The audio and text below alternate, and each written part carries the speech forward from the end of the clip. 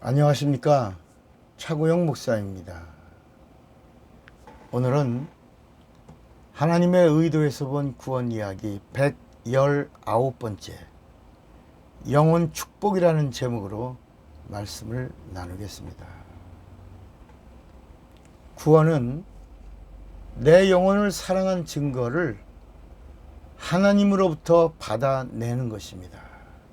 내가 내 영혼을 사랑했고 내 영혼의 내세를 위해서 예수를 믿었는데 하나님이 나를 불쌍히 여기셔서 내 영혼에 하나님의 복을 주신 것, 이것이 구원입니다. 구원은 전적인 하나님의 은혜요 선물입니다. 내 영혼이 살려고 하는 자에게 주시는 하나님의 복 주심이 구원입니다. 내 영혼을 사랑하는 자에게 주시는 하나님의 은혜 주심이 구원입니다. 내 영혼이 살려고 하면 반드시 율법을 만나게 되어 있습니다. 살려고 하는 자가 율법을 만나서 율법으로 구원을 받으려고 하면 율법은 죄를 알려줍니다. 율법으로는 죄를 알게 됩니다. 그래서 로마서 3장 20절에 그러므로 율법의 행위로 그의 앞에 의롭다 하심을 얻을 육체가 없나니 율법으로는 죄를 깨달음이니라 그랬습니다. 율법은 구원을 주는 법이 아니라 죄를 죄되게 하는 사망의 법입니다. 그러므로 살려고 율법을 만난 자가 율법으로 의롭다함을 얻어서 구원을 받으려고 율법을 지키려다가 보면 율법으로 의롭게 되는 것이 아니라 죄와 죄값과 사망과 저주를 알게 됩니다. 율법은 죄를 더욱 죄되게 하는 법이기 때문입니다. 율법은 죄를 죄되게 하고 죄인은 더욱 죄인인 것을 알려주는 법입니다. 그래서 율법으로는 죄값과 사망과 저주와 심판과 형벌이 얼마나 무서운 것인가를 가르쳐주고, 이 율법의 틀에서 정죄받은 자가 나 죄인이구나, 사망이구나, 나 심판받았구나, 나 죽었구나, 그렇게 하고 살려고 할 때 비로소 예수의 은혜와 만나게 해주시는 겁니다. 율법으로 의인 되려고 하는 자와는 만나주시지 않으시고 율법으로 정죄받은 죄인이 살려고 할 때 비로소 예수를 만나게 해주시는 겁니다. 살려고 하는 자가 율법을 만나면 진짜 제대로 율법을 만난 것입니다. 살려고 하는 자가 율법을 만나서 죄인임을 판정받고 죄값과 형벌을 받은 자가 된 다음에 그 죄에서 살려고 할 때 율법은 우리에게 소개합니다. 무엇을? 회개하라. 그러면 천국이 온다는 거예요. 율법은 마지막 낭떠러지 끝선에서 끝까지 살려고 하는 자에게 회개를 촉구하는 법입니다. 회개하면 산다. 회개하면 천국이 네 것이다. 회개하고 복음을 믿으라. 이것이 율법의 친절한 안내입니다. 누가복음 16장에 보면 부자와 나사로의 이야기를 예수님이 들려주십니다. 부자는 육체가 있는 동안에 날마다 호화를 연락하며 육체만을 위해서 살아가던 자였습니다. 그러나 나사로는 거지였습니다. 부자의 대문에 누워서 겨우 얻어먹는 자였습니다.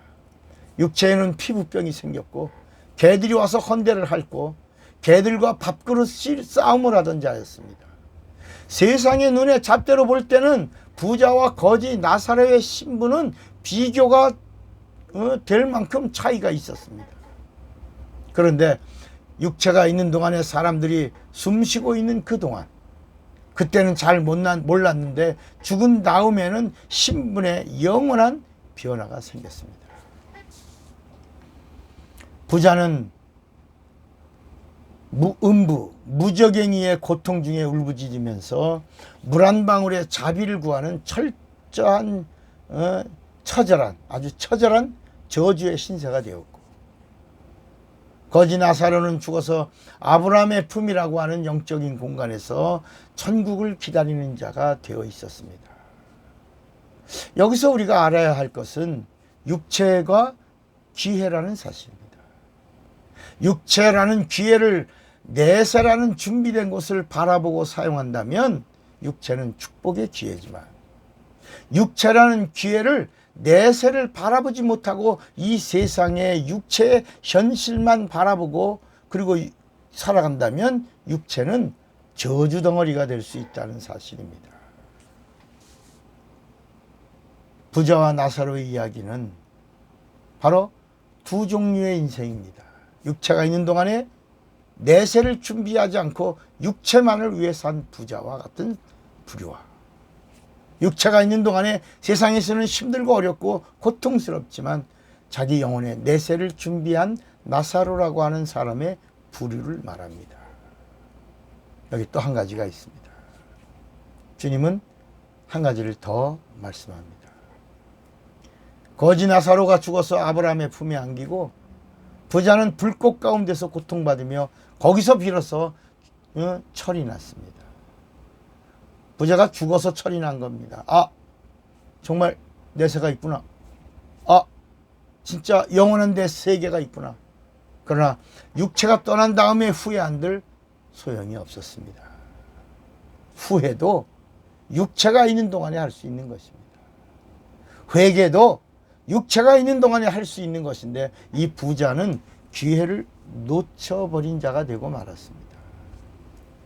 거지 나사로는 아브라함의 품에서 안식을 누리며 심판 후 천국에 입성할 날을 기다리며 영원한 안식을 기다리는 자가 되었고, 부자는 불꽃 가운데서 영원히 고통을 받으며 아브라함을 찾으며 부르짖습니다. 아버지 아브라함이요, 아버지 아브라함이요, 물 한 방울만 찍어주세요. 물 한 방울만 찍어서 내 혀를 서늘하게 해주세요.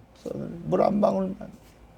그러나 부자가 고통받는 이 천국, 지옥 그런 거 아닙니다. 무저갱을 말하는 겁니다.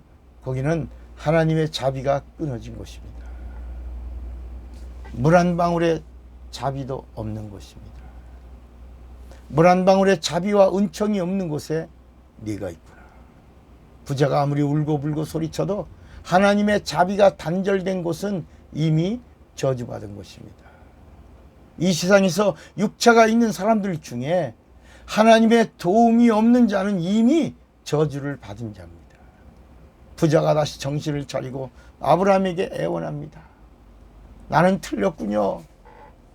나는 틀렸습니까? 틀렸군요. 그렇단다. 너는 육체라는 기회를 잃어버렸단다. 아브라함이 말합니다. 이제 부자가 자기는 이미 망한 자가 된 걸 알고, 그리고 지상에 남아있는 자기 형제 5명을 생각합니다.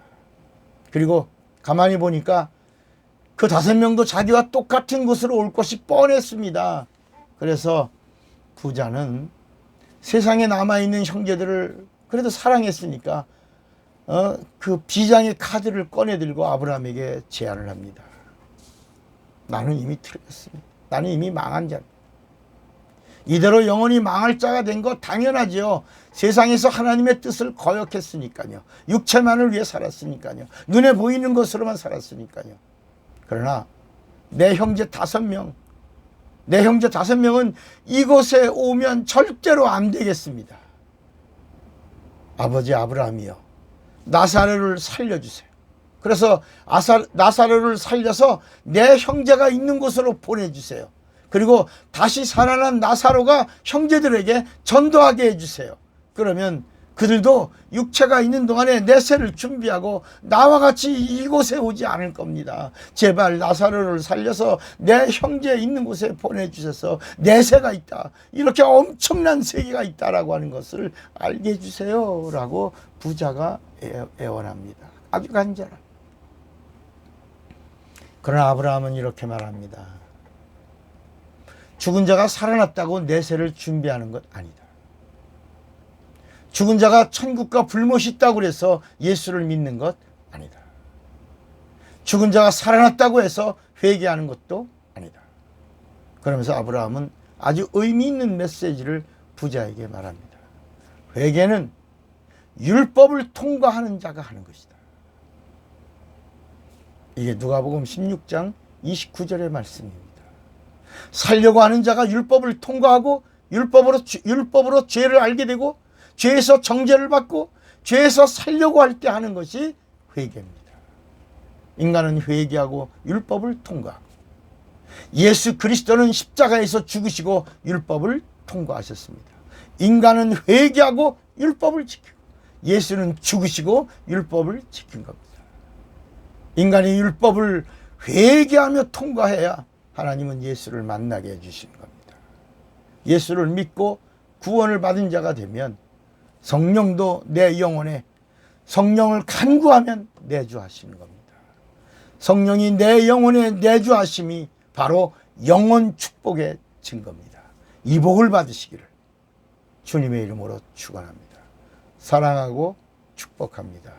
할렐루 예수 차구영 목사입니다.